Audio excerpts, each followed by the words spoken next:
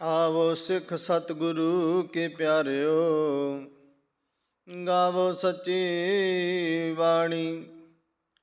बाणी तां गावो गुरु केरी, बाणिया सिरवाणी। सतनाम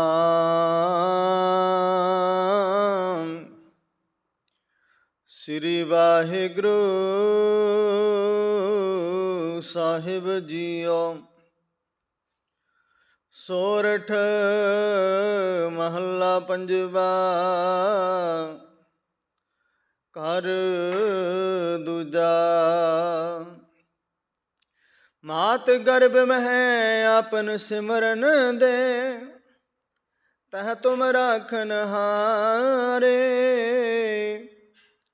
पावक सागर अथाह लहर में, तारो तारन हारे। मात गर्भ में आपन सिमरन दे, तह तुम राखन हारे। पावक सागर अथाह लहर में, तारो तारन हारे। माधो तू ठाकुर सिर मोरा, इहा उहा तुहार धोरा।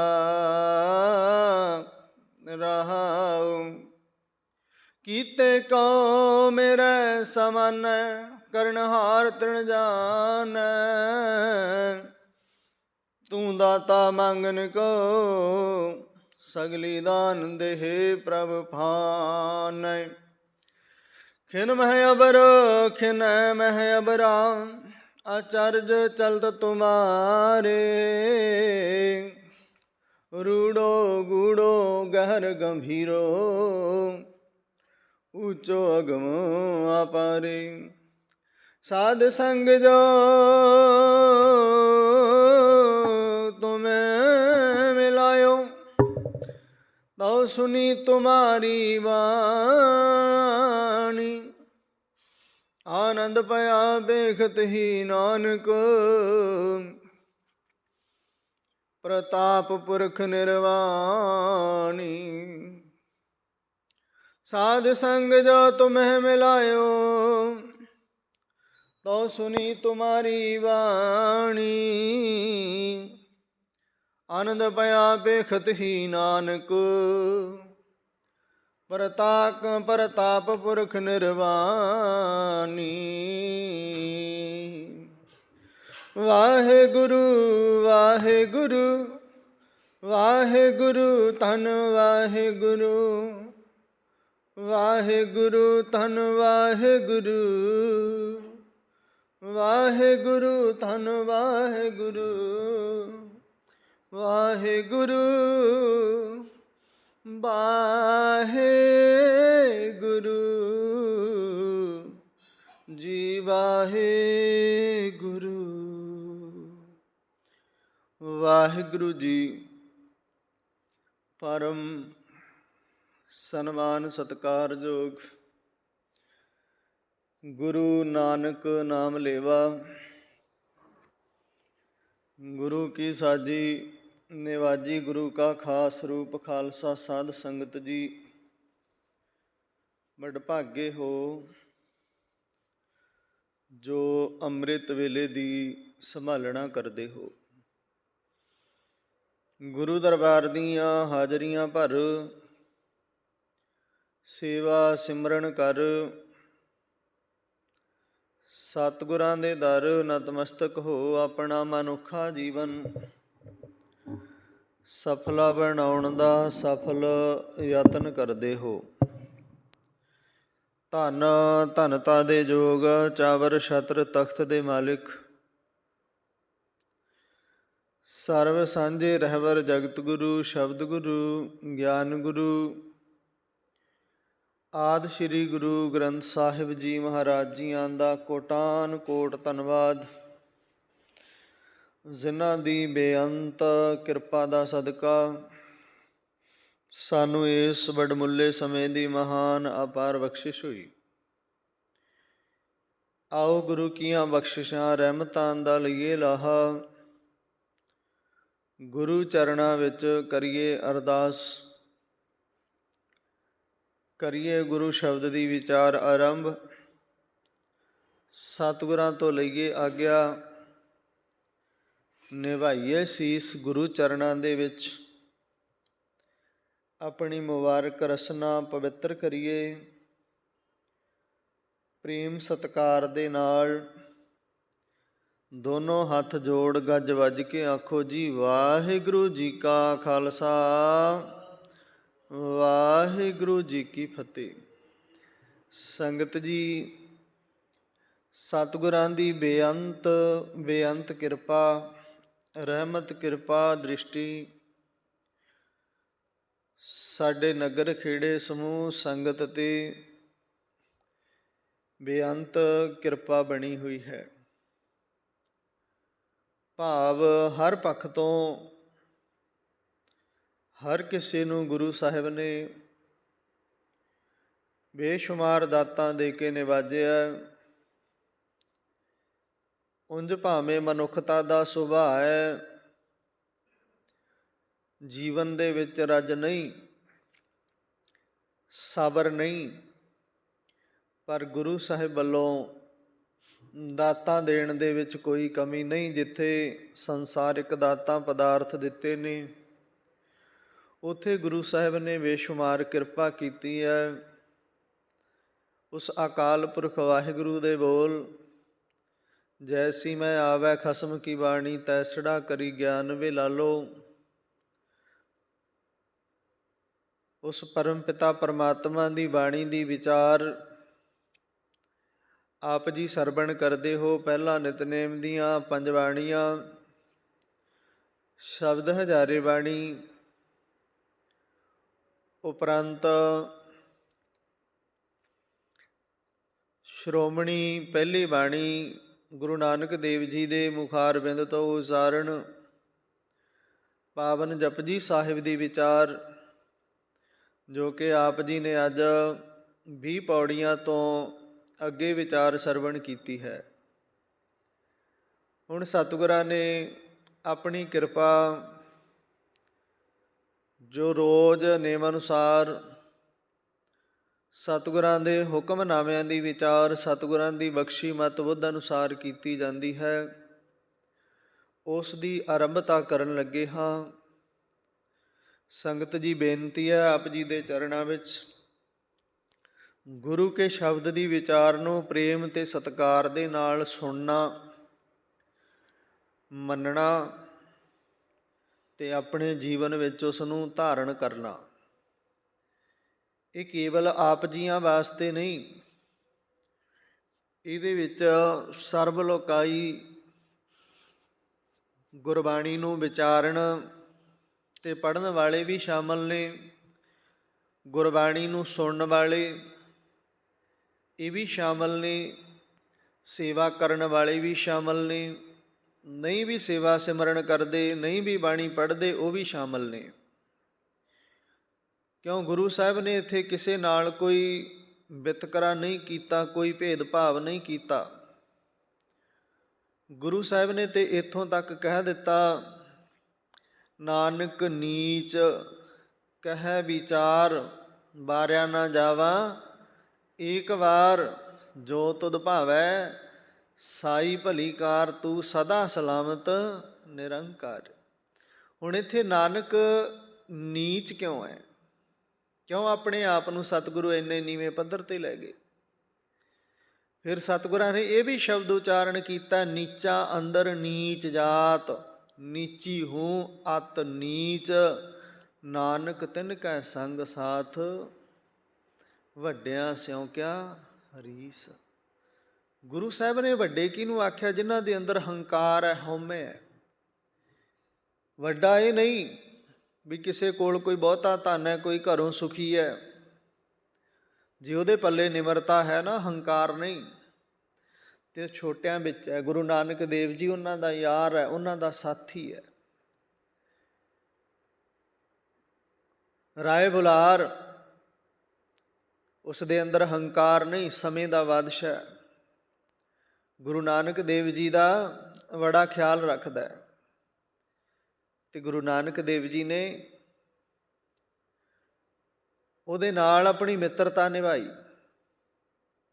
ਉਹਦਾ ਸਤਿਕਾਰ ਵੀ ਕਰਦੇ ਰਹੇ। ਛੋਟੀ ਉਮਰ ਸੀ ਉਹਨਾਂ ਨਾਲੋਂ, ਤੇ ਪਰ ਰਾਏ ਬੁਲਾਰ ਗੁਰੂ ਚਰਨਾਂ ਨੂੰ ਹਮੇਸ਼ਾ ਲੋਚਦਾ ਰਹਿੰਦਾ, ਤਾਂਘ ਰੱਖਦਾ। ਕਿਉਂ? ਉਹ ਸਮਝ ਗਿਆ ਸੀ, ਜਾਣਦਾ ਸੀ ਵੀ ਕਲ ਤਾਰਨ ਗੁਰੂ ਨਾਨਕ ਆਇਆ। ਤਾਂ ਸੰਗਤ ਜੀ, ਗੁਰੂ ਨਾਨਕ ਦੇਵ ਜੀ ਮਹਾਰਾਜ ਨੇ ਸਾਰਿਆਂ ਨੂੰ ਬਰਾਬਰਤਾ ਦਿੰਦੇ ਹੋਏ ਕਿਹਾ, ਮੈਂ ਉਹਨਾਂ ਦੇ ਵੀ ਨਾਲ ਹਾਂ ਜਿਨ੍ਹਾਂ ਨੂੰ ਸੰਸਾਰ ਸਮਾਜ ਨੀਚ ਕਹਿੰਦਾ, ਜਿਨ੍ਹਾਂ ਨੂੰ ਸੰਸਾਰ ਸਮਾਜ ਇੱਜ਼ਤ ਨਹੀਂ ਦਿੰਦਾ, ਮਾਣ ਨਹੀਂ ਦਿੰਦਾ, ਬਰਾਬਰਤਾ ਦਾ ਹੱਕ ਨਹੀਂ ਦਿੰਦਾ। ਮੈਂ ਉਹਨਾਂ ਦੇ ਨਾਲ ਹਾਂ, ਪਰ ਉਹਨਾਂ ਦੇ ਅੰਦਰ ਹਉਮੈ ਨਹੀਂ ਹੋਣੀ ਚਾਹੀਦੀ, ਹੰਕਾਰ ਨਹੀਂ ਹੋਣਾ ਚਾਹੀਦਾ। ਹੰਕਾਰ ਕਿਸੇ ਦੇ ਵੀ ਅੰਦਰ ਹੈ, ਤੇ ਹੰਕਾਰ ਦੇ ਨਾਲ ਗੁਰੂ ਦੇ ਸ਼ਬਦ ਦੀ ਬਿਲਕੁਲ ਨਹੀਂ ਬਣਦੀ। ਗੁਰੂ ਸਾਹਿਬ ਨੇ ਲਿਖ ਕੇ ਦੇ ਦਿੱਤਾ, ਹਰ ਜੀਓ ਹੰਕਾਰ ਨਾ ਭਾਵਈ। ਉਸ ਪਰਮਾਤਮਾ ਨੂੰ ਹੰਕਾਰ ਚੰਗਾ ਨਹੀਂ ਲੱਗਦਾ। ਨਿਮਰਤਾ ਨਿਮਾਣਤਾ ਵਾਲੇ ਗੁਰੂ ਸਾਹਿਬ ਤੋਂ ਖੁਸ਼ੀਆਂ ਲੈਂਦੇ ਨੇ, ਗੁਰੂ ਸਾਹਿਬ ਤੋਂ ਸਭ ਕੁਝ ਲੈ ਲੈਂਦੇ ਨੇ। ਕਿਉਂ? ਇੱਥੇ ਸੇਵਾ ਵਾਲਿਆਂ ਨੂੰ ਇਹ ਗੁਰੂ ਦੇ ਘਰ ਦੀ ਲੁੱਟ ਕੀਤੀ ਹੈ। ਜਿਨ੍ਹਾਂ ਨੇ ਸੇਵਾ ਕੀਤੀ ਉਹਨਾਂ ਨੇ ਗੁਰੂ ਦੇ ਹਿਰਦੇ ਦੀ, ਗੁਰੂ ਦੇ ਘਰ ਦੀ ਲੁੱਟ ਕੀਤੀ ਹੈ। ਜਿਹੜੇ ਮੇਰੇ ਵਰਗੇ ਚੌਧਰਾਂ ਕਰਨ ਵਾਲੇ ਸੀ, ਉਂਗਲਾਂ ਕਰਨ ਵਾਲੇ ਵੀ ਐਂ ਨਹੀਂ, ਐਂ ਹੋਣਾ ਚਾਹੀਦਾ, ਐਂ ਨਹੀਂ, ਐਂ ਕਰੋ, ਉਹ ਉਵੇਂ ਦੇ ਉਵੇਂ ਰਹਿ ਗਏ, ਖਾਲੀ ਦੇ ਖਾਲੀ ਰਹੇ। ਸੇਵਾ ਕੀਤੀ ਭਾਈ ਲਹਿਣੇ ਨੇ, ਗੁਰੂ ਨੇ ਆਪਣੇ ਅੰਗ ਲਾ ਕੇ ਗੁਰੂ ਅੰਗਦ ਬਣਾ ਦਿੱਤਾ। ਸੇਵਾ ਕੀਤੀ ਗੁਰੂ ਅਮਰਦਾਸ ਨੇ, ਆਪਣੇ ਅੰਦਰ ਦੀ ਜੋਤ ਅਮਰ ਦੇ ਅੰਦਰ ਟਿਕਾ ਕੇ ਗੁਰੂ ਅਮਰਦਾਸ ਬਣਾ ਦਿੱਤਾ। ਲੋਕ ਅਮਰੂ ਨਿਥਾਵਾ ਕਹਿੰਦੇ ਹੈ, ਪਰ ਗੁਰੂ ਨੇ ਮਾਣ ਬਖਸ਼ ਦਿੱਤਾ। ਅੱਜ ਤੋਂ ਬਾਅਦ ਤੂੰ ਨਿਮਾਣਿਆਂ ਦਾ ਮਾਣ ਹੋਏਗਾ, ਨਿਤਾਣਿਆਂ ਦਾ ਤਾਣ ਹੋਏਗਾ, ਨਿਓਟਿਆਂ ਦੀ ਓਟ ਹੋਏਗਾ, ਨਿਗਤਿਆਂ ਦੀ ਗੱਤ ਹੋਏਗਾ, ਨਿਪੱਤਿਆਂ ਦੀ ਪੱਤ ਹੋਏਗਾ, ਨਿਆਸਰਿਆਂ ਦਾ ਆਸਰਾ ਹੋਏਗਾ। 12 ਵਰ ਦੇ ਕੇ ਅਮਰੂ ਤੋਂ ਅਮਰਦਾਸ ਬਣਾ ਦਿੱਤਾ। ਇਹ ਗੁਰੂ ਦੀ ਵਡਿਆਈ ਹੈ। ਗੁਰੂ ਬੜਾ ਦਿਆਲੂ ਹੈ, ਬੜਾ ਕਿਰਪਾਲੂ ਹੈ, ਬੜੇ ਨਿੱਘੇ ਮਿੱਠੇ ਸੁਭਾਅ ਦਾ ਮਾਲਕ ਹੈ। ਕੋਈ ਗੁਰੂ ਦੇ ਦਰ 'ਤੇ ਆ ਕੇ ਆਪਣੇ ਦੁੱਖੜੇ ਲੈ ਕੇ ਰੋ ਪੈਂਦਾ ਨਾ, ਤੇ ਗੁਰੂ ਫਿਰ ਉਹਦੇ ਅਥਰੂ ਆਪ ਪੂੰਝਦਾ। ਕੋਈ ਦੁਖੀ ਹੈ, ਸੰਸਾਰ ਸਮਾਜ ਨੇ ਫਿਟਕਾਰ ਪਾ ਦਿੱਤੀ, ਧੱਕ ਦਿੱਤਾ, ਨਹੀਂ ਕਿਸੇ ਨੇ ਕਬੂਲਿਆ, ਨਹੀਂ ਮਾਣ ਇੱਜ਼ਤ ਦਿੱਤਾ, ਤੇ ਗੁਰੂ ਨੇ ਉਹਨੂੰ ਆਪਣੇ ਗਲ ਨਾਲ ਲਾ ਲਿਆ। ਤੈਨੂੰ ਕੋਈ ਨਹੀਂ, ਤੇਰਾ ਕੋਈ ਨਹੀਂ ਬਣਦਾ, ਤੇਰਾ ਮੈਂ ਬਣਦਾ। ਗੁਰੂ ਨੂੰ ਆਪਣੇ ਸੀਨੇ ਨਾਲ ਲਾ ਲੈਂਦਾ, ਆਪਣੇ ਪਿਆਰੇ ਦੇ ਅਥਰੂ ਆਪ ਪੂੰਝਦਾ। ਇਹ ਗੁਰੂ ਦਾ ਸੁਭਾਅ ਹੈ। ਰਹੋ ਵਿਚਾਰ। ਅੱਜ ਦੇ ਪਾਵਨ ਪਵਿੱਤਰ ਅੰਗ 613-14 ਅੰਗ ਤੇ ਪਾਵਨ ਸ਼ਬਦ ਸੁਭਾਏਮਾਨ ਹੈ। ਇਸ ਪਾਵਨ ਸ਼ਬਦ ਦੇ ਵਿੱਚ ਗੁਰੂ ਸਾਹਿਬ ਨੇ ਉਸ ਪਰਮ ਪਿਤਾ ਪਰਮਾਤਮਾ ਦੀ ਵਡਿਆਈ, ਉਸ ਦੇ ਅੱਗੇ ਅਰਦਾਸ, ਉਸ ਦੀ ਮਹਾਨਤਾ ਦਾ ਜ਼ਿਕਰ ਕੀਤਾ ਹੈ। ਸਤਿਗੁਰੂ ਜੀ ਸੋਰਠ ਰਾਗ ਦੇ ਵਿੱਚ ਪੰਚਮ ਪਾਤਸ਼ਾਹ ਸ੍ਰੀ ਗੁਰੂ ਅਰਜਨ ਦੇਵ ਜੀ ਮਹਾਰਾਜ ਸੁਰ ਤਾਲ ਦੇ ਦੂਸਰੇ ਘਰ ਵਿੱਚ ਇਹਨਾਂ ਪਾਵਨ ਪਵਿੱਤਰ ਸ਼ਬਦਾਂ ਨੂੰ ਉਚਾਰਨ ਕਰਦੇ ਆ। ਸੋਰਠ ਮਹੱਲਾ ਪੰਜਵਾ, ਘਰ ਦੂਜਾ। ਮਾਤ ਗਰਭ ਮੈਂ ਆਪਨ ਸਿਮਰਨ ਦੇ, ਤਹ ਤੁਮ ਰਾਖਨ ਹਾਰੇ। ਪਾਵਕ ਸਾਗਰ ਅਥਾ ਲਹਿਰ ਮੈਂ, ਤਾਰੋ ਤਾਰਨ ਹਾਰੇ। ਸਤਿਗੁਰੂ ਜੀ ਫਰਮਾਉਂਦੇ ਹਨ, ਹੇ ਪਰਮ ਪਿਤਾ ਪਰਮਾਤਮਾ, ਆਪ ਜੀ ਦੀ ਮਹਿਮਾ ਬੇਅੰਤ ਤੇ ਆਪ ਜੀ ਬੇਅੰਤ ਹੋ। ਆਪ ਜੀ ਦੀ ਬੇਅੰਤਤਾ ਕਿਵੇਂ ਬਿਆਨ ਕੀਤੀ ਜਾਏ। ਜਿਹਬਾ ਏਕ ਅਨੇਕ ਗੁਣ, ਤਰੇ ਨਾਨਕ ਚਰਣੀ ਪਾਏ। ਤਰ ਉਹ ਗਏ ਜੋ ਨਾਨਕ ਦੇ ਚਰਣੀ ਲੱਗ ਗਏ, ਪਰਮਾਤਮਾ ਦੀ ਸ਼ਰਨ ਆ ਗਏ। ਪਰ ਮੇਰੇ ਕੋਲ ਜਿਹਵਾ ਏਕ ਹੈ, ਤੇ ਆਪ ਜੀ ਦੇ ਗੁਣ ਅਨੇਕ ਨੇ। ਕਿਵੇਂ ਬਿਆਨ ਕਰਾਂ ਮੈਂ। ਆਪ ਜੀ ਮਾਂ ਦੇ ਗਰਭ ਵਿੱਚ ਜੀਵ ਨੂੰ ਪਾਉਂਦੇ ਹੋ, ਫਿਰ ਆਪ ਜੀ ਉਸ ਨੂੰ ਆਪਣਾ ਸਿਮਰਨ ਦੇ ਦਿੰਦੇ ਹੋ। ਮਾਂ ਦੇ ਗਰਭ ਵਿੱਚ ਪੁੱਠਾ ਲਟਕਦਾ ਜੀਵ, ਤੇ ਆਪ ਜੀ ਉਸ ਨੂੰ ਸਿਮਰਨ ਦੇ ਦਿੰਦੇ ਹੋ। ਤੇ ਜਿੰਨਾ ਚਿਰ ਮਾਂ ਗਰਭ ਵਿੱਚ ਰਹਿੰਦਾ ਜੀਵ ਪਰਮਾਤਮਾ ਦਾ ਸਿਮਰਨ ਕਰਦਾ ਰਹਿੰਦਾ, ਉਹਦੇ ਅੱਗੇ ਅਰਦਾਸਾਂ ਕਰਦਾ, ਜੋਦੜੀਆਂ ਕਰਦਾ, ਮੈਂ ਤੈਨੂੰ ਕਦੇ ਨਹੀਂ ਭੁਲਾਵਾਂਗਾ, ਮੈਂ ਤੇਰਾ ਸਿਮਰਨ ਕਰਦਾ ਹੀ ਰਵਾਂਗਾ। ਜਿੰਨਾ ਚਿਰ ਸੰਸਾਰ ਤੇ ਰਵਾਂਗਾ ਨਾ, ਮੈਂ ਤੇਰਾ ਇੱਕ ਮਿੰਟ ਵੀ ਖਿਆਲ ਨਹੀਂ ਦਿਲ ਚੋਂ ਕੱਢਾਂਗਾ। ਇਹ ਇਤਿਹਾਸ ਤੇ ਗੁਰਬਾਣੀ ਕਹਿੰਦੀ ਹੈ। ਤੇ ਉਸ ਥਾਂ ਤੇ ਜਿੱਥੇ ਕੋਈ ਖੁਰਾਕ ਨਹੀਂ, ਜਿੱਥੇ ਕੋਈ ਬਚਣ ਦਾ ਰਾਹ ਮਾਰਗ ਨਹੀਂ, ਉਸ ਥਾਂ ਤੇ ਆਪ ਜੀ ਰੱਖਿਆ ਕਰਦੇ ਹੋ। ਆਪ ਜੀ ਨੇ ਪਾਵਨ ਸ਼ਬਦ ਨੂੰ ਵਿਚਾਰਨਾ, ਪੜ੍ਹਨਾ, ਤਾਂ ਪਾਵਨ ਅੰਗ ਹੈ ਜੀ 613 ਤੇ 14। ਮਾਤ ਗਰਭ ਮਹਿ ਆਪਨ ਸਿਮਰਨ ਦੇ, ਤੈ ਤੁਮ ਰਾਖਣ ਹਾਰੇ। ਦਾਤਾ ਜੀ ਆਪ ਜੇ ਮਾਂ ਗਰਭ ਦੇ ਵਿੱਚ ਰੱਖਿਆ ਕਰਦੇ ਹੋ, ਤੇ ਸੰਸਾਰ ਤੇ ਆਉਣ ਤੋਂ ਬਾਅਦ ਵੀ ਰੱਖਿਆ ਤੁਸੀਂ ਕਰਦੇ ਹੋ। ਇਹ ਗੱਲ ਵੱਖਰੀ ਹੈ ਵੀ ਜਿਵੇਂ ਜਿਵੇਂ ਮਨੁੱਖ ਆਪਣੇ ਸਰੀਰ ਦੇ ਆਕਾਰ ਨੂੰ ਵਧਾਉਂਦਾ ਹੈ, ਬੰਦੇ ਦੀ ਉਮਰ ਘਟਦੀ ਹੈ ਤੇ ਸਰੀਰ ਵੱਧਦਾ ਹੈ, ਉਵੇਂ ਉਵੇਂ ਬੰਦੇ ਦੀ ਮੈਂ ਵੱਧਦੀ ਜਾ ਰਹੀ ਹੈ ਵੀ ਮੈਂ ਕੀਤਾ ਤੇ ਮੈਂ ਕਰਨਾ। ਪਰ ਸਤਿਗੁਰੂ ਜੀ ਤੂੰ ਵਾਲੀ ਗੱਲ ਹੈ ਜਿਹੜੀ ਇਹ ਖਿਆਲ ਵਿੱਚੋਂ, ਜਿਹਨ ਵਿੱਚੋਂ ਨਿਕਲ ਜਾਂਦੀ ਹੈ। ਕਬੀਰ ਸਾਹਿਬ ਨੇ ਸਪਸ਼ਟ ਕਹਿ ਦਿੱਤਾ, ਤੂੰ ਤੂੰ ਕਰਤਾ ਤੂੰ ਹੁਆ, ਮੁਝ ਮੈਂ ਰਹਾ ਨਾ ਹੂੰ। ਤੂੰ ਤੂੰ ਕਰਦਾ, ਮੈਂ ਤਾਂ ਤੇਰੇ ਵਿੱਚ ਹੀ ਸਮਾ ਗਿਆ ਹਾਂ। ਤੇਰੇ ਤੇ ਮੇਰੇ ਵਿੱਚ ਅੱਜ ਫਰਕ ਕੋਈ ਨਹੀਂ। ਮੁਝ ਮੈਂ ਰਹਾ ਨਾ ਹੂੰ, ਮੇਰੇ ਅੰਦਰ ਹਉਮੈ ਹੰਕਾਰ ਨਹੀਂ ਰਿਹਾ। ਮੈਂ ਨਹੀਂ ਕਰਦਾ ਹੁਣ। ਸਿਰਫ ਤੂੰ ਨੂੰ ਆਰਾਧਦਾ ਹਾਂ, ਤੇਰੀ ਹੀ ਧੁਨ ਲੱਗੀ ਰਹਿੰਦੀ ਹੈ। ਆਪਾ ਪਰਕਾ, ਹੁਣ ਆਪਣਾ ਤੇ ਬੇਗਾਨਾ, ਮੇਰਾ ਤੇ ਪਰਾਇਆ, ਇਹ ਸਭ ਕੁਝ ਮਿਟ ਗਿਆ। ਕੌਣ ਵੱਡਾ ਕੌਣ ਛੋਟਾ, ਕੌਣ ਮੇਰਾ ਕੌਣ ਬੇਗਾਨਾ, ਇਹ ਸਭ ਕੁਝ ਖਤਮ ਹੋ ਗਿਆ। ਦ੍ਰਿਸ਼ਟੀ ਇੱਕੋ ਬਣ ਗਈ। ਸਭ ਨੂੰ ਇਕਤਾ ਦੇ ਨਾਲ, ਇਕਾਗਰਤਾ ਦੇ ਨਾਲ ਵੇਖਣਾ, ਇੱਕੋ ਹੀ ਰੂਪ ਦਿੰਦਾ ਹੈ। ਜਿਵੇਂ ਭਾਈ ਕਨ੍ਹਈਏ ਨੂੰ ਇੱਕੋ ਰੂਪ ਦਿਖਦਾ, ਦੁਸ਼ਮਣ ਨੂੰ ਵੀ ਪਾਣੀ ਪਿਲਾ ਰਿਹਾ। ਜਿਹੜੇ ਬੰਦਗੀ ਦੇ ਰਾਹ ਤੇ ਚੱਲ ਪੈਂਦੇ ਆ, ਉਹਨਾਂ ਦੀ ਨਿਗਾਹ ਵਿੱਚ ਫਿਰ ਕੋਈ ਚੰਗਾ ਤੇ ਕੋਈ ਮਾੜਾ ਨਹੀਂ। ਉਹਨਾਂ ਨੂੰ ਇਹ ਸਮਝ ਆ ਜਾਂਦੀ ਹੈ ਚੰਗੇ ਮਾੜੇ ਉਸ ਪਰਮਾਤਮਾ ਨੇ ਭੇਜੇ ਨੇ ਸੰਸਾਰ ਵਿੱਚ। ਆਪੋ ਆਪਣੀ ਡਿਊਟੀ ਹਰ ਕੋਈ ਕਰ ਰਿਹਾ, ਤੇ ਆਪੋ ਆਪਣੇ ਕਰਮਾਂ ਦਾ ਫਲ ਸਭ ਨੇ ਭੋਗਣਾ। ਕੋਈ ਕਿਸੇ ਨੂੰ ਦੁੱਖ ਦੇ ਰਿਹਾ, ਇੱਕ ਦਿਨ ਦੁਖੀ ਹੋਣਾ ਪਏਗਾ। ਕੋਈ ਕਿਸੇ ਨੂੰ ਸੁੱਖ ਦੇ ਰਿਹਾ, ਇੱਕ ਦਿਨ ਸੁੱਖ ਭੋਗੇਗਾ। ਸੰਗਤ ਜੀ, ਇਹ ਸੰਸਾਰ ਵਿੱਚ ਜੇ ਝਾਤ ਮਾਰੀਏ ਨਾ, ਬਹੁਤ ਸੰਸਾਰ ਦੇ ਵਿੱਚ ਪਾਪ ਹੋ ਰਹੇ ਨੇ। ਤੇ ਜੇ ਉਹਨਾਂ ਪਾਪਾਂ ਜ਼ੁਲਮਾਂ ਨੂੰ ਦੇਖੀਏ ਤੇ ਇਉਂ ਲੱਗਦਾ ਹੈ ਵੀ ਹੇ ਦਾਤਾਰ ਪਾਤਸ਼ਾਹ, ਜਿਵੇਂ ਤੂੰ ਹੁੰਦਾ ਹੀ ਨਹੀਂ।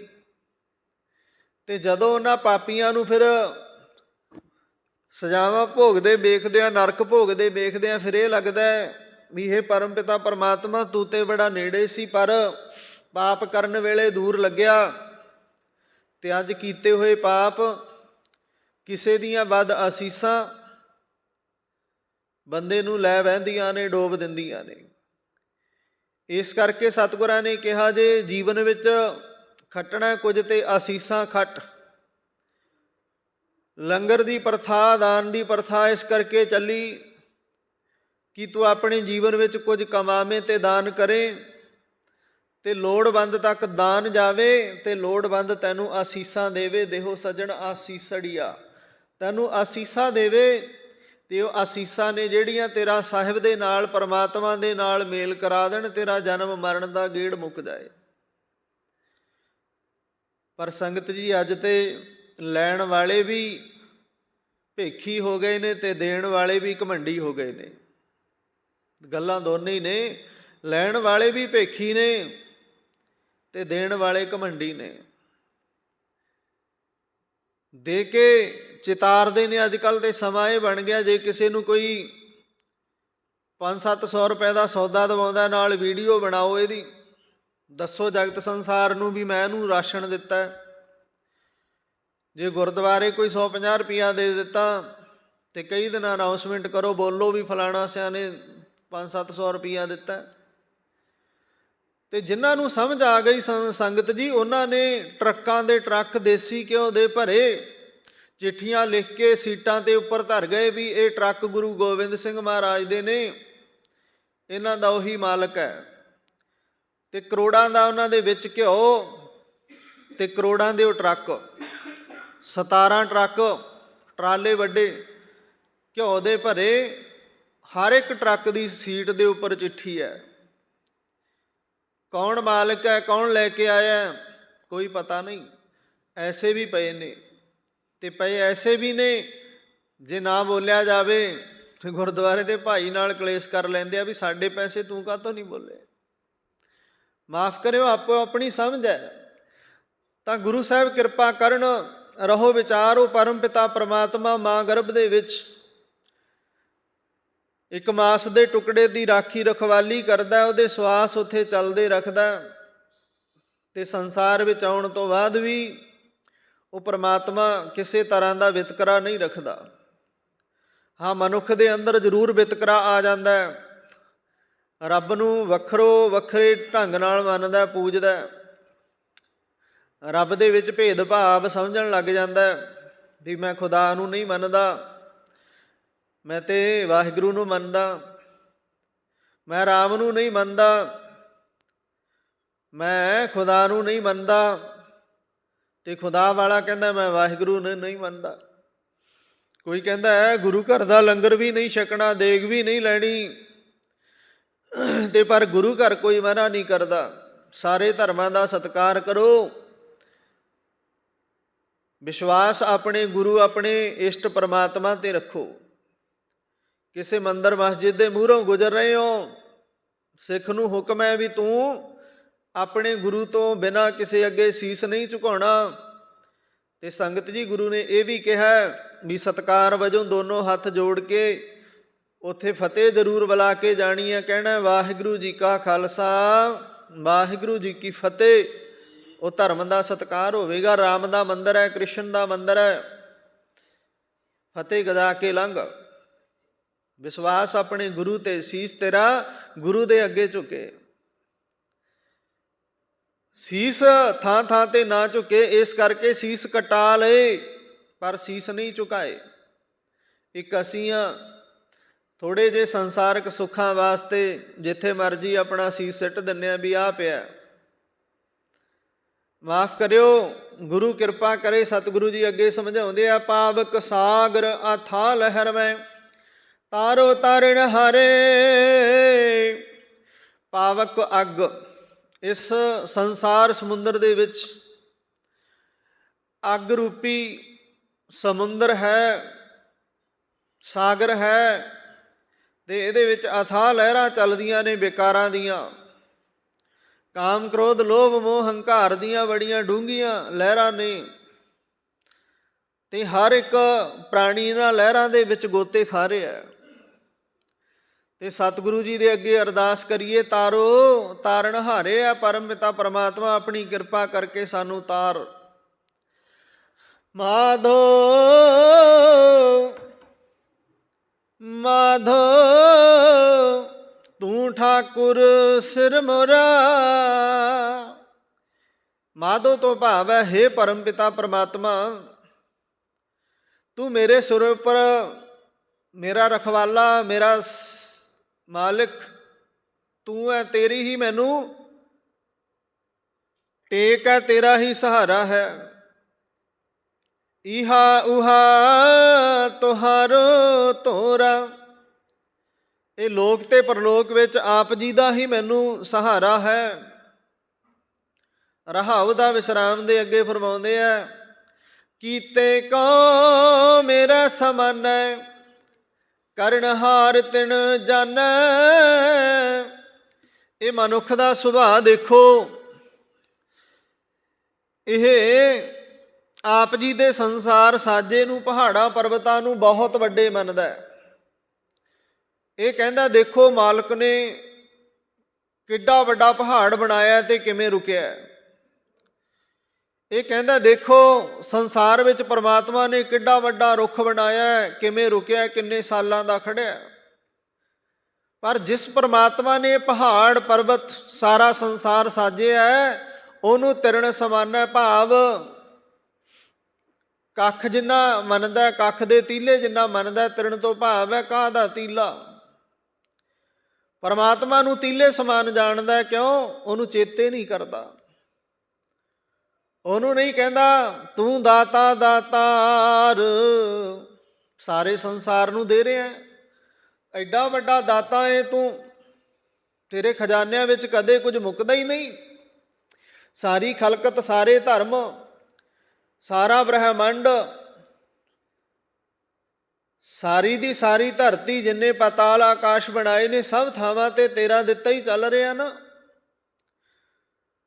ਤੂੰ ਦਾਤਾ ਦਾਤਾਰ, ਤੇਰਾ ਦਿੱਤਾ, ਖਾਵਣਾ ਤੇਰਾ ਦਿੱਤਾ। ਅਸੀਂ ਖਾ ਰਹੇ ਹਾਂ ਤੇ ਖਾਂਦੇ ਹਾਂ, ਖਾਂਦੇ ਆ ਰਹੇ ਹਾਂ, ਖਾ ਵੀ ਰਹੇ ਹਾਂ ਤੇ ਖਾਂਦੇ ਰਵਾਂਗੇ। ਤਾਂ ਸੰਗਤ ਜੀ, ਪਰਮਾਤਮਾ ਨੂੰ ਬੰਦਾ ਤਿਰਣ ਸਮਾਨ ਕੱਖ ਦੇ ਬਰਾਬਰ ਜਾਣਦਾ ਹੈ। ਜਦੋਂ ਹੰਕਾਰ ਵਸ ਹੋ ਜਾਂਦਾ ਵੀ ਮੈਂ ਕਰਨ ਵਾਲਾ, ਉਦੋਂ ਰੱਬ ਛੋਟਾ ਲੱਗਣ ਲੱਗ ਜਾਂਦਾ ਹੈ। ਤੇ ਜਦੋਂ ਕੀਤੇ ਹੋਏ ਐਬ ਗੁਨਾਹਾਂ ਦੀ ਸਜ਼ਾ ਮਿਲਦੀ ਹੈ, ਆਪਣੇ ਕੀਤੇ ਐਬਾਂ ਦਾ ਦੰਡ ਮਿਲਦਾ, ਭੋਗਣਾ ਪੈਂਦਾ, ਉਦੋਂ ਰੱਬ ਵੱਡਾ ਲੱਗਦਾ ਵੀ ਹਾਂ ਪਰਮਾਤਮਾ ਹੈ। ਜਿੰਨਾ ਚਿਰ ਸਭ ਕੁਝ ਠੀਕ ਚੱਲ ਰਿਹਾ, ਸੁੱਖ ਨੇ, ਧਨ ਹੈ, ਪਦਾਰਥ ਹੈ, ਉਹਨਾਂ ਚਿਰ ਰੱਬ ਚੇਤੇ ਨਹੀਂ ਆਉਂਦਾ। ਬਿਰਲੇ ਨੇ ਜਿਨ੍ਹਾਂ ਨੂੰ ਪਰਮਾਤਮਾ ਚੇਤੇ ਆਉਂਦਾ ਹੈ। ਮੈਂ ਪਹਿਲਾਂ ਵੀ ਜ਼ਿਕਰ ਕਰਦਾ ਹੁੰਦਾ ਵੀ ਐਸੇ ਪਏ ਨੇ ਜਿਹੜੇ ਬਹੁਤ ਵੱਡੇ ਟਰਾਂਸਪੋਰਟਰ ਨੇ, ਜਿਨ੍ਹਾਂ ਦੇ ਬਹੁਤ ਸਾਧਨ ਚੱਲਦੇ ਨੇ, ਪੈਸੇ ਦਾ ਪਤਾ ਨਹੀਂ ਕਿੱਥੇ ਕਿੱਥੇ ਪਿਆ। ਆਪ ਖੁਦ ਪੈਸਾ ਵੀ ਨਹੀਂ ਸੰਭਾਲਦੇ, ਆਪ ਗੁਰੂ ਰਾਮਦਾਸ ਜੀ ਦੇ ਦਰ ਤੇ ਸੇਵਾ ਕਰਦੇ ਨੇ। ਕੋਈ ਰੱਤਾ ਭਰ ਵੀ ਅੰਦਰ ਹਉਮੈ ਹੰਕਾਰ ਨਹੀਂ। ਇੱਥੇ ਮੇਰੇ ਵਰਗੇ ਦੀ ਤਨਖਾਹ 'ਚ 500 ਰੁਪਈਆ ਵਾਧਾ ਹੋ ਜੇ ਤੇ ਨਾਲ ਦੀ ਨਾਲ ਹਉਮੈ ਵੱਧ ਜਾਂਦੀ ਹੈ ਵੀ ਮੇਰੇ 'ਚ ਕੋਈ ਖਾਸ ਗੱਲ ਹੈ ਤਾਂ ਮੇਰੀ ਤਨਖਾਹ ਵਧੀ ਹੈ। ਕਿਸੇ ਦੀ ਗੱਲ ਕੀ ਕਰਨੀ, ਆਪਣੀ ਹੀ ਕਰੋ ਨਾ। ਆਪਣੇ ਆਪ ਦੇ ਅੰਦਰ ਵੀ ਬਹੁਤ ਹਉਮੈ ਹੰਕਾਰ ਐਬ ਗੁਨਾਹ ਨੇ, ਜਿਨ੍ਹਾਂ ਦੇ ਬਾਬਤ ਅਰਦਾਸ ਕਰੀਦੀ ਹੈ, ਹੇ ਪਰਮ ਪਿਤਾ ਪਰਮਾਤਮਾ, ਇਹਨਾਂ ਗੁਨਾਹਾਂ ਨੂੰ ਤੂੰ ਕੱਟ, ਤੂੰ ਕੱਟਣਹਾਰਾ ਹੈ। ਤਾਂ ਸਤਿਗੁਰੂ ਜੀ ਅੱਗੇ ਸਮਝਾਉਂਦੇ ਨੇ, ਤੂੰ ਦਾਤਾ ਮੰਗਨ ਕੋ ਸਗਲੀ ਦਾਨ ਦੇਹ ਪ੍ਰਭ ਭਾਨੈ। ਇਹ ਪਰਮ ਪਿਤਾ ਪਰਮਾਤਮਾ, ਤੂੰ ਬੜਾ ਦਿਆਲੂ ਤੇ ਕਿਰਪਾਲੂ ਹੈ। ਭਾਨੈ ਤੋਂ ਭਾਵ ਆਪਣੀ ਰਜਾ, ਤੇਰੀ ਆਪਣੀ ਮਰਜ਼ੀ। ਇਹ ਸੱਚੇ ਪਾਤਸ਼ਾਹ, ਤੂੰ ਸਭ ਦਾਤਾਂ ਦੇਣ ਵਾਲਾ, ਸਾਰੀ ਲੁਕਾਈ ਤੇਰੇ ਤੋਂ, ਤੇਰੇ ਦਰ ਤੋਂ ਮੰਗਣ ਵਾਲੀ ਹੈ। ਤੇ ਤੂੰ ਆਪਣੀ ਰਜਾ ਵਿੱਚ ਸਭ ਨੂੰ ਦਾਨ ਦਿੰਦਾ ਹੈ, ਕਿਸੇ ਨਾਲ ਕੋਈ ਵਿਤਕਰਾ ਨਹੀਂ ਰੱਖਦਾ। ਖਿਨ ਮਹਿ ਅਵਰ, ਖਿਨ ਮਹਿ ਅਵਰਾ, ਅਚਰਜ ਚਲਤ ਤੁਮਾਰੇ। ਹੇ ਦਾਤਾਰ ਪਾਤਸ਼ਾਹ, ਇੱਕ ਖਿਨ ਰੱਤਾ ਕੁ ਸਮਾਂ, ਥੋੜਾ ਜਿਹਾ ਸਮਾਂ, ਅੱਖ ਝਪਕਣ ਜਿਤਨਾ ਸਮਾਂ। ਅਵਰ ਤੋਂ ਭਾਵ ਹੋਰ, ਖਿਨੈ ਮਹਿ, ਇੱਕ ਖਿਨ ਵਿੱਚ। ਅਚਰਜ ਭਾਵ ਹੈਰਾਨ ਕਰਨ ਵਾਲੀ ਗੱਲ। ਤਾਂ ਸਤਿਗੁਰੂ ਜੀ ਤੇਰੇ ਕੋਲ ਹੈਰਾਨ ਕਰਨ ਦੇਣ ਵਾਲੇ ਕੌਤਕ ਹਨ। ਇੱਕ ਛਿਨ ਵਿੱਚ ਕੁਝ ਦਾ ਕੁਝ ਬਣਾ ਦਿੰਦਾ, ਇੱਕ ਛਿਨ ਵਿੱਚ ਕੁਝ ਦਾ ਕੁਝ ਬਣਾ ਦਿੰਦਾ। ਮੰਗਤੇ ਨੂੰ ਰਾਜਾ ਤੇ ਰਾਜੇ ਨੂੰ ਮੰਗਤਾ ਬਣਾ ਦਿੰਦਾ। ਇੱਕ ਖਿਨ ਦੇ ਵਿੱਚ ਕੋਈ ਚੰਗਾ ਭਲਾ ਆਪਣੀ ਕਿਰਤ ਕਮਾਈ ਕਰ ਰਿਹਾ, ਇੱਕ ਖਿਨ ਦੇ ਵਿੱਚ ਅਪਾਹਜ ਕਰ ਦਿੰਦਾ। ਤੇ ਇੱਕ ਖਿਨ ਦੇ ਵਿੱਚ ਕਿਸੇ ਅਪਾਹਜ ਨੂੰ ਵੀ ਪਹਾੜ ਚੜਾ ਦਿੰਦਾ। ਪਿੰਗਲ ਪਰਬਤ ਪਾਰ ਪਰੇ ਖਲ ਚਾਤਰ ਵਕੀਤਾ। ਤੂੰ ਆਪਣੀ ਮਰਜ਼ੀ ਦਾ ਮਾਲਕ ਏ। ਮਿਰਤਕ ਕੋ ਜੀਵਾਲਨਹਾਰ, ਤੂੰ ਮੋਇਆਂ ਦੇ ਵਿੱਚ ਵੀ ਜਾਨ ਪਾਉਣ ਵਾਲਾ ਹੈ। ਜਿਹਵਾ ਏਕ ਅਨੇਕ ਗੁਣ, ਜੀਵਾ ਇੱਕ ਹੈ, ਗੁਣ ਬਹੁਤੇ ਨੇ, ਕਿਵੇਂ ਬਿਆਨ ਕਰਾਂ। ਤਾਂ ਸਤਿਗੁਰੂ ਜੀ ਅੱਗੇ ਸਮਝਾਉਂਦੇ ਆ, ਰੂੜੋ ਗੂੜੋ ਗਹਿਰ ਗੰਭੀਰੋ, ਉੱਚੋ ਅਗਮ ਅਪਾਰੋ। ਰੂੜੋ ਤੋਂ ਭਾਵ ਹੈ ਸੋਹਣਾ, ਗੂੜੋ ਤੋਂ ਭਾਵ ਹੈ ਸੰਸਾਰ ਵਿੱਚ ਲੁਕਿਆ ਹੋਇਆ, ਗੂੜੋ ਭਾਵ ਗੁਆਚਿਆ ਹੋਇਆ, ਸਮਾਇਆ ਹੋਇਆ, ਰਮਿਆ ਹੋਇਆ। ਗੁਆਚਿਆ ਤਾਂ ਕਿਹਾ, ਸਾਨੂੰ ਉਦੋਂ ਲੱਭਦੇ ਹਾਂ ਅਸੀਂ ਉਹਨੂੰ ਜਦੋਂ ਕੋਈ ਹੋਰ ਰਾਹ ਨਾ ਦਿਖੇ, ਨਹੀਂ ਤੇ ਸਭ ਕੁਝ ਸਹੀ ਚੱਲ ਰਿਹਾ। ਜਦੋਂ ਦੁੱਖ ਖਹਿੜਾ ਨਾ ਛੱਡਣ, ਜਦੋਂ ਕੋਈ ਕੰਮ ਸਿਰੇ ਨਾ ਚੜ੍ਹੇ, ਉਦੋਂ ਲੱਭਦੇ ਹਾਂ ਅਸੀਂ ਵੀ ਹੁਣ ਰੱਬ ਲੱਭੀਏ ਕਿੱਥੇ ਹੈ। ਤਾਂ ਸਤਿਗੁਰੂ ਜੀ ਸਮਝਾਉਂਦੇ ਨੇ, ਗੰਭੀਰੋ ਵੱਡੇ ਜਿਗਰੇ ਵਾਲਾ, ਅਗਮ ਉਹ ਅਪਹੁੰਚ ਹੈ, ਉਹਦੇ ਤੱਕ ਇਹ ਸਰੀਰਕ ਇੰਦਰੀਆਂ ਦੀ ਪਹੁੰਚ ਨਹੀਂ, ਹੱਥ ਦੇ ਨਾਲ ਉਹਨੂੰ ਛੂਹਿਆ ਨਹੀਂ ਜਾ ਸਕਦਾ, ਮਹਿਸੂਸ ਕੀਤਾ ਜਾ ਸਕਦਾ। ਉਹ ਕੁਦਰਤ ਦੇ ਵਿੱਚ ਕਣ ਕਣ ਦੇ ਵਿੱਚ ਰਮਿਆ ਹੋਇਆ ਹੈ, ਉਹ ਤੇਰੇ ਆਪਣੇ ਅੰਦਰ ਵੀ ਹੈ। ਮਹਿਸੂਸ ਕਰ ਉਹਨੂੰ, ਮਹਿਸੂਸ ਕਰ। ਉਸ ਪਰਮਾਤਮਾ ਨੇ ਅੱਖਾਂ ਦਿੱਤੀਆਂ ਨੇ, ਅੱਖਾਂ ਨੂੰ ਨਿਗਾਹ ਕਿੱਥੋਂ ਆ ਰਹੀ ਹੈ। ਕਈਆਂ ਨੂੰ ਅੱਖਾਂ ਨਹੀਂ ਵੀ ਦਿੱਤੀਆਂ, ਤੇ ਡਾਕਟਰ ਨੂੰ ਅੱਖਾਂ ਵਿਖਾਈਆਂ, ਉਹ ਕਹਿੰਦਾ ਪਿੱਛੋਂ ਨਿਗਾਹ ਨਹੀਂ। ਹੁਣ ਸਮਝਣਾ ਪਏਗਾ ਵੀ ਪਿੱਛੇ ਕੌਣ ਹੈ ਨਿਗਾਹ ਦੇਣ ਵਾਲਾ। ਕੋਈ ਨਾ ਕੋਈ ਤਾਕਤ, ਕੋਈ ਨਾ ਕੋਈ ਪਾਵਰ ਹੈ। ਕੰਨਾਂ ਨੂੰ ਸੁਣਦਾ ਨਹੀਂ, ਕੰਨ ਠੀਕ ਹੈ, ਪਰ ਪਿੱਛੋਂ ਸੁਣਾਈ ਦੇਣ ਵਾਸਤੇ ਕੰਮ ਨਹੀਂ ਕਰ ਰਹੇ ਕੰਨ। ਪਿੱਛੇ ਕੋਈ ਹੈ ਜੋ ਕੰਨਾਂ ਨੂੰ ਵੀ ਤਾਕਤ ਦਿੰਦਾ ਸੁਣਨ ਵਾਸਤੇ। ਇਹ ਜ਼ਬਾਨ ਹੈ, ਨਹੀਂ ਬੋਲਦੀ, ਪਰਮਾਤਮਾ ਨੇ ਆਵਾਜ਼ ਨਹੀਂ ਦਿੱਤੀ, ਪਿੱਛੋਂ ਹੀ ਆਵਾਜ਼ ਨਹੀਂ, ਜ਼ਬਾਨ ਤੇ ਹੈ। ਸਮਝਣਾ ਪਏਗਾ ਕੋਈ ਪਿੱਛੇ ਹੈ ਜ਼ਬਾਨ ਨੂੰ ਚਲਾਉਂਦਾ ਹੈ। ਜ਼ਬਾਨ ਤਾੜ ਤਾੜ ਬੋਲਦੀ ਹੈ, ਕਈਆਂ ਦੀ ਜ਼ਬਾਨ ਨਹੀਂ ਵੀ ਬੋਲਦੀ, ਲੱਖ ਯਤਨ ਕਰਦੇ ਆ ਬੋਲਣ ਦਾ। ਜਿਵੇਂ ਗੂੰਗਾ ਨਹੀਂ ਬੋਲ ਸਕਦਾ, ਗੂੰਗੇ ਦੇ ਸੰਬੰਧ ਬਹੁਤਿਆਂ ਨਾਲ ਨਹੀਂ ਹੁੰਦੇ, ਕਿਉਂ? ਉਹ ਬੋਲਦਾ ਨਹੀਂ। ਤਾਂ ਹੀ ਕਹਿੰਦੇ ਨੇ ਗੂੰਗੇ ਦੀ ਮਾਂ ਗੂੰਗੇ ਦੀਆਂ ਰਮਜਾਂ ਨੂੰ ਜਾਣ ਲੈਂਦੀ ਹੈ। ਉਹਦੀ ਮਾਂ ਹੀ ਸਮਝ ਸਕਦੀ ਹੈ, ਉਹਦਾ ਮਾਂ ਦੇ ਨਾਲ ਹੀ ਸੰਬੰਧ ਜ਼ਿਆਦਾ ਹੈ। ਕੋਈ ਦੂਸਰਾ ਆਂਢੀ ਗੁਆਂਢੀ ਵੀ ਨਹੀਂ ਸਮਝਦਾ ਇਹ ਕਹਿਣਾ ਕੀ ਚਾਹੁੰਦਾ ਹੈ। ਗੂੰਗਾ ਗੁੜ ਖਾ ਲਏ, ਮਿੱਠਾ ਖਾ ਲਏ, ਕੋਈ ਚੰਗਾ ਪਕਵਾਨ ਖਾ ਲਏ, ਉਹ ਨਹੀਂ ਦੱਸ ਸਕਦਾ ਕਿੰਨਾ ਇਹਦੇ ਵਿੱਚ ਆਨੰਦ, ਕਿੰਨਾ ਸੁੱਖ, ਕਿੰਨਾ ਰਸ ਸੀ। ਇਸ ਤਰ੍ਹਾਂ ਕੋਈ ਤਾਕਤ ਹੈ ਜੋ ਸਾਨੂੰ ਚਲਾ ਰਹੀ ਹੈ। ਕੋਈ ਤਾਕਤ ਹੈ ਜਿਹਨੇ 5 ਤੱਤ ਬਣਾ ਕੇ ਸਰੀਰ ਬਣਾ ਦਿੱਤਾ ਤੇ 5 ਤੱਤ ਇਹਦੇ ਵਿੱਚ ਪਾ ਦਿੱਤੇ। ਇੱਕ ਵੀ ਤੱਤ ਸਰੀਰ ਵਿੱਚੋਂ ਘਟ ਜਾਏ ਤੇ ਸਰੀਰ ਮੁਰਦਾ ਹੈ, ਸਰੀਰ ਵਿੱਚ ਤਾਕਤ ਨਹੀਂ। ਸਰੀਰ ਉਸੇ ਟਾਈਮ ਕਹਿ ਦਿੱਤਾ ਜਾਏਗਾ ਮਰ ਗਿਆ, ਹੁਣ ਇਹਦੇ ਵਿੱਚ ਜਾਨ ਨਹੀਂ ਰਹੀ। ਅਗਨੀ ਤੱਤ ਹੈ, ਸਰੀਰ ਠੰਡਾ ਹੋ ਗਿਆ, ਬਿਲਕੁਲ ਠੰਡਾ, ਖਤਮ ਹੋ ਗਿਆ। ਹਵਾ ਚੱਲਦੀ ਹੈ, ਬਾਜਾ ਪਵਨ ਆਖੈ ਸਭ ਜਾਏ, ਹਵਾ ਚੱਲਦੀ ਹੈ, ਸਵਾਸ ਚੱਲਦੇ ਨੇ, ਰੁਕ ਗਏ, ਖਤਮ ਹੈ ਕਹਾਣੀ।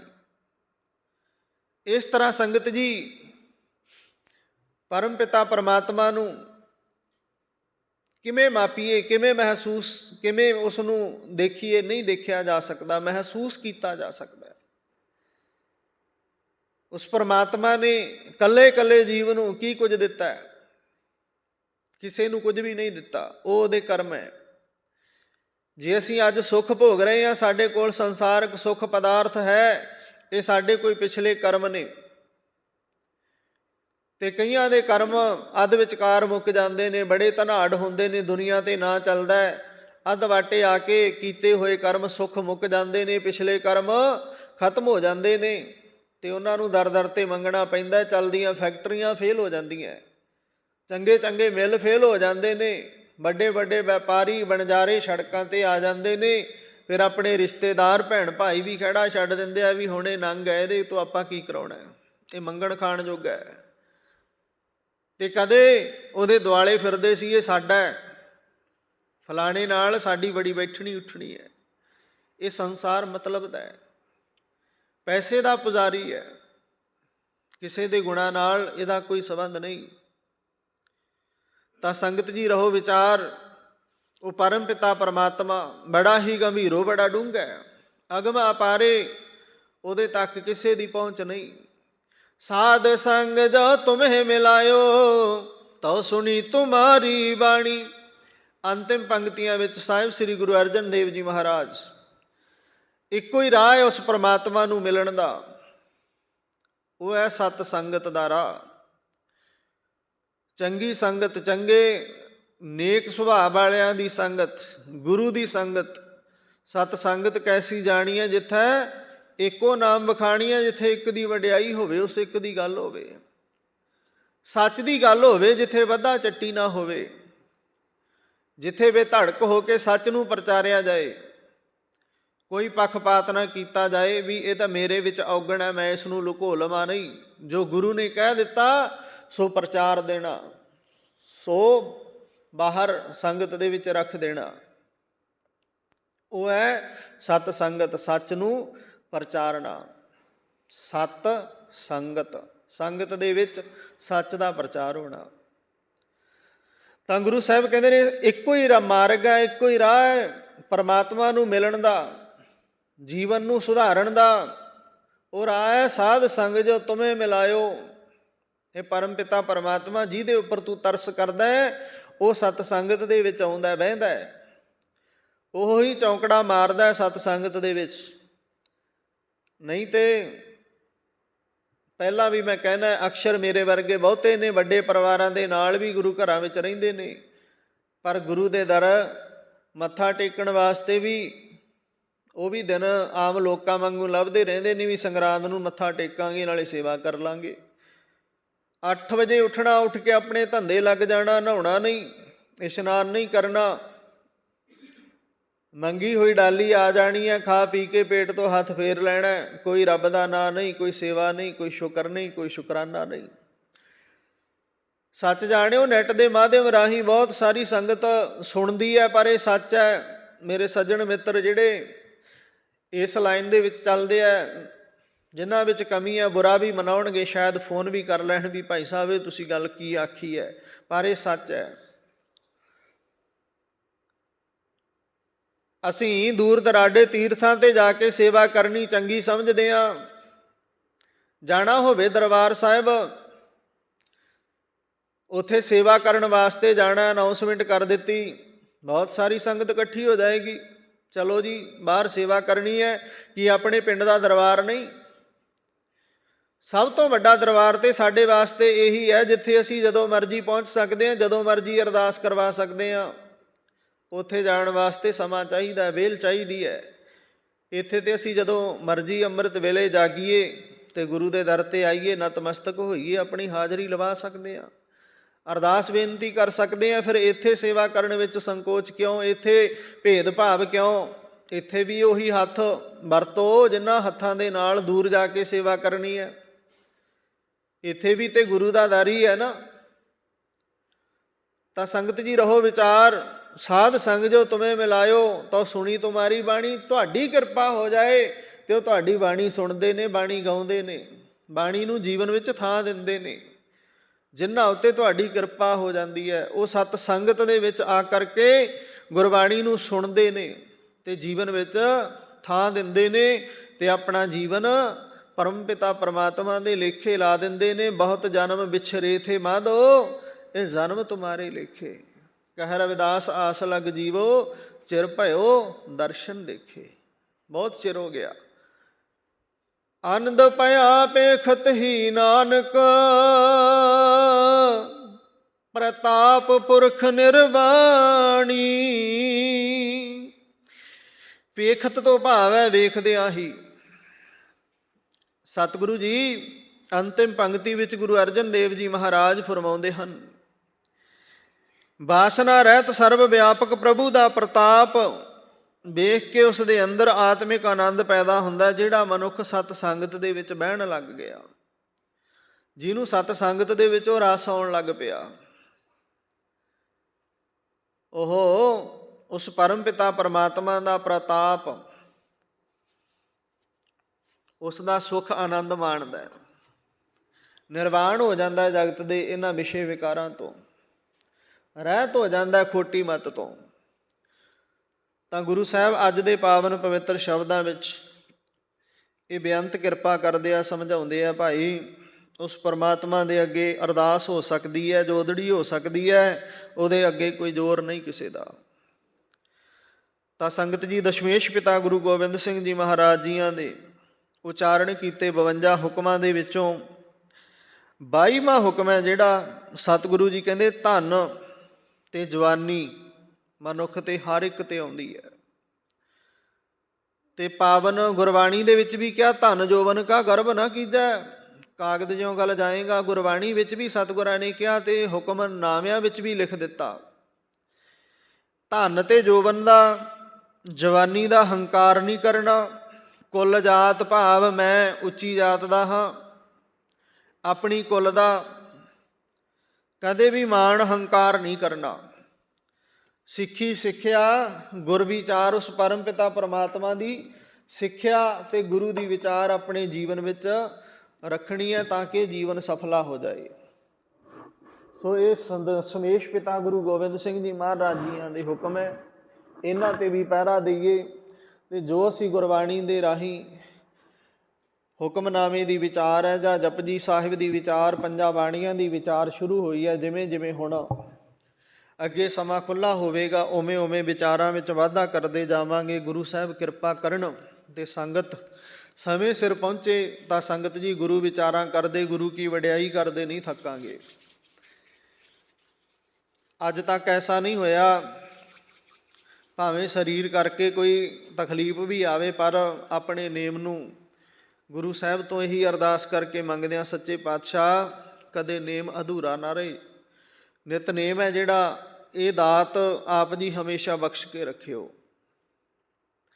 ਅਤੇ ਸਭ ਦਾ ਫਰਜ਼ ਬਣਦਾ ਗੁਰੂ ਸਾਹਿਬ ਤੋਂ ਨਿਤਨੇਮ ਦੀ ਦਾਤ, ਸੇਵਾ ਸਿਮਰਨ ਦੀ ਦਾਤ ਪਹਿਲਾਂ ਮੰਗੇ ਅਤੇ ਬਾਕੀ ਦੁਨਿਆਵੀ ਸੁੱਖ ਸਹੂਲਤਾਂ, ਸੰਸਾਰਕ ਸੁੱਖ ਨੇ ਜਿਹੜੇ, ਉਹ ਬਾਅਦ ਵਿੱਚ ਮੰਗੇ। ਸੋ ਆਓ, ਅਰਦਾਸ ਬੇਨਤੀ ਦਾ ਸਮਾਂ ਹੋਇਆ। ਸਾਰੀ ਸੰਗਤ ਆਨੰਦ ਸਾਹਿਬ ਦਾ ਜਾਪ ਕਰੀਏ ਅਤੇ ਆਪਣੀ ਹਾਜ਼ਰੀ ਗੁਰੂ ਚਰਨਾਂ ਵਿੱਚ ਲਵਾਈਏ। ਕੋਈ ਰਸਨਾ ਵਾਂਝੀ ਨਾ ਰਿਹਾ ਕਰੇ। ਸਤਿਨਾਮ